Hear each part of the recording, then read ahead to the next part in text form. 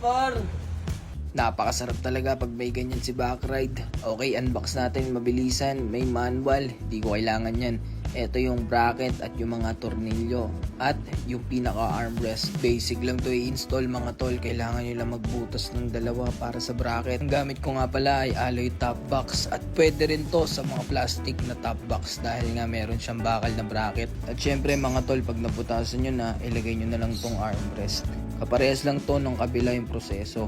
Pero mas maganda kung susukatan nyo para pantay na pantay. Markahan nyo na lang din pala mga tol para sigurado yung bubutasan gamit yung barena. Kung wala naman kayong barena, pwede nyo naman tong dalhin sa mga machine shop. Magkano lang siguro yung ibabayad nyo doon? Siguro wala pang 100. O diba, napakadali lang i-install mga tol. Sa kalalaki tayo, malamang sa malamang gagawa natin ang paraan yan. At kung wala ka namang oras, pagawa mo sa iba, magbayad ka na lang ng labor.